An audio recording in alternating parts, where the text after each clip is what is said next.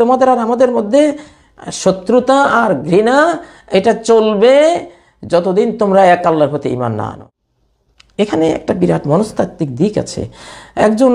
একজন টিউমার হয়ে গেছে, টিউমারের রোগী, তাকে যদি ডাক্তার খুব মায়া করে অপারেশন থেকে দূরে রাখে, ছুরি না চালায়, আহারে কি করে তোমাকে আমি ছুরি চালাই, তুমি আমার একজন ভাই, তোমাকে আমি কত ভালোবাসি, তোমার মতো একটা মানুষের আমি এইভাবে পেট কাটবো, কয়েক কেজি রক্ত ঝরাবো, এটা হয় না। এটা কিন্তু আসলে আদর না। আদর হলো, হ্যাঁ টিউমারে তুমি নির্ঘাত এখন মৃত্যু মুখে চলে যাচ্ছ, তোমাকে বাঁচাবার জন্য একটা চেষ্টা করি, কঠোর একটা সিদ্ধান্ত নেব, কিন্তু সেই উপরে কঠোরতা, ভিতরে দয়া মায়ায় ভরা।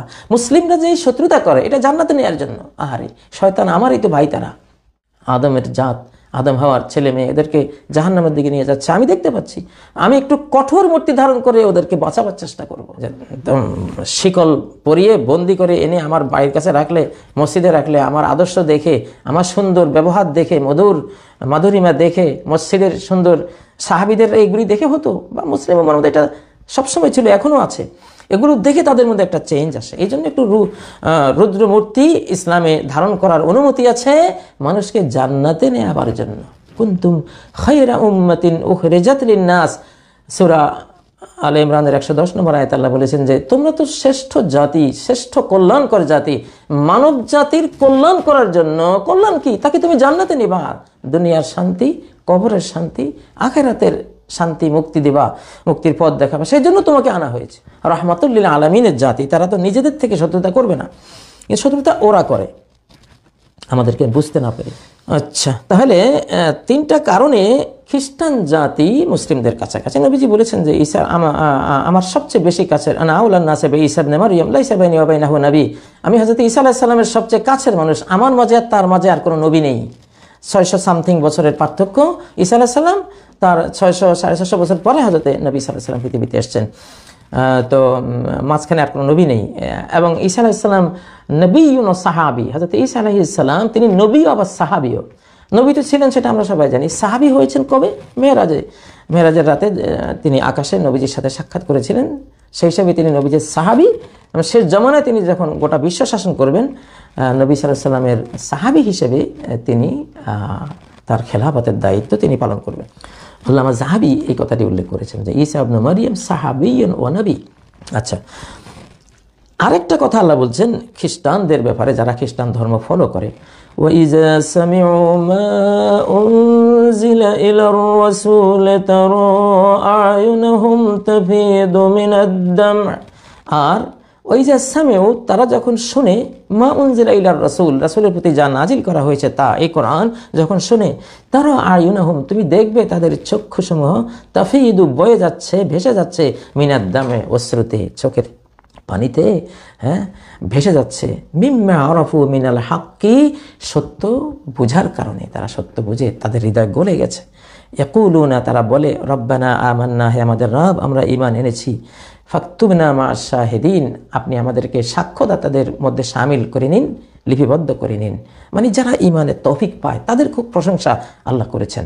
এমনিও তারা কাছে, মুসলিমদের কাছে। এবং সূরা আন-নিসার 159 নম্বর আয়াত, 159 নম্বর আয়াতে বলেছেন, ওয়া ইমিন উম্মাতিন ওয়া ইমিন আহলিল কিতাবি ইল্লা লায়ুমিনান্না বিহি ক্বাবলা মাউতিহি।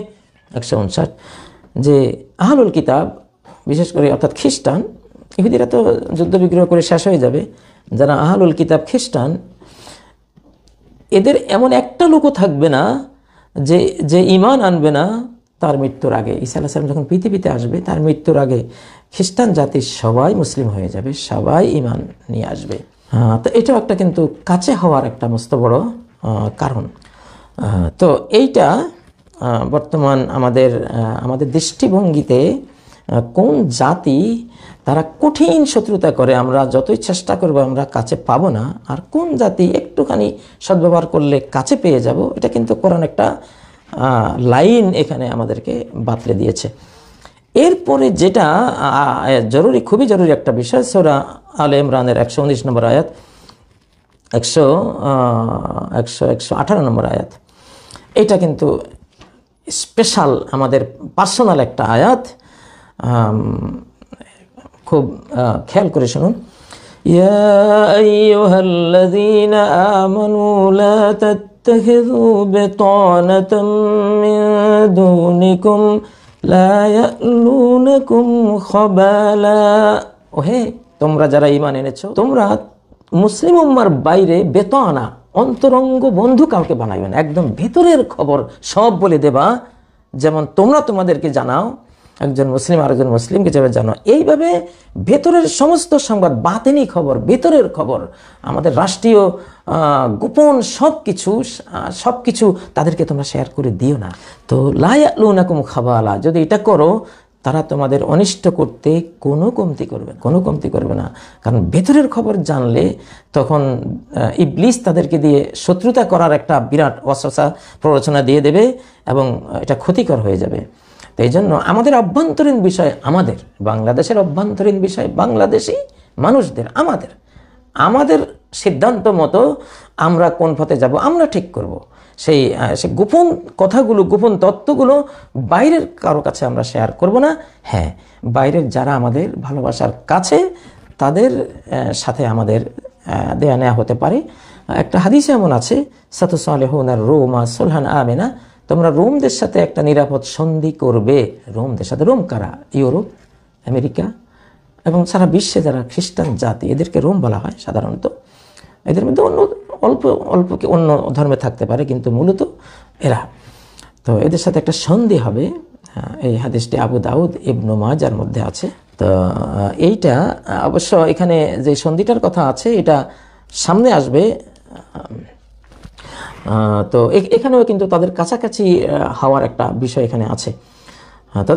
যত কিছুই হোক, আমাদের রাষ্ট্রীয় গোপনীয়তা, আমাদের একেবারে ভেতরের কথা কিন্তু আমরা বাইরে শেয়ার করব না। সেটা আমাদের একান্ত বিষয়। আমাদের ব্যক্তিত্ব থাকতে হবে, পার্সোনালিটি থাকতে হবে, না হলে কিন্তু আমরা, কোরআন বলছে লা ইয়ালুনাকুম খাবালা, তাহলে তারা তাদের স্বার্থ দেখবে, তোমাদের স্বার্থ জলাঞ্জলি দিয়ে দেবে। তোমাদের গোপন জিনিস জেনে গেলে তোমাদের ক্ষতি হয়ে যাবে, এটা তোমরা করো না। তো আজকে আসলে কথা লম্বা হয়ে যাচ্ছে, আমি এখানে আজকে থামলাম। আমাদের স্বকীয়তা, পার্সোনালিটি, এগুলো কঠিনভাবে বহাল রেখে কোন জাতি কাছের, তাদের সাথে আমরা দেয়া নেয়া করতে পারি। আর কারা দূরের ওয়ালার সাথে দূরের মতো করে আচরণ করা, কাছের ওয়ালার সাথে কাছের মতো করে আচরণ করলে সূক্ষ্মভাবে, যাতে করে আমরা ক্ষতিগ্রস্ত না হই, আমাদের স্বার্থ যাতে ঠিক থাকে। আল্লাহ তৌফিক দান করুন। সুবহানাকাল্লাহুম্মা বিহামদিক, আশহাদু আল্লা ইলাহা ইল্লা আনতা, আস্তাগফিরুকা ওয়া আতুবু ইলাইক। আসসালামু আলাইকুম ওয়া রাহমাতুল্লাহি ওয়া বারাকাতুহু।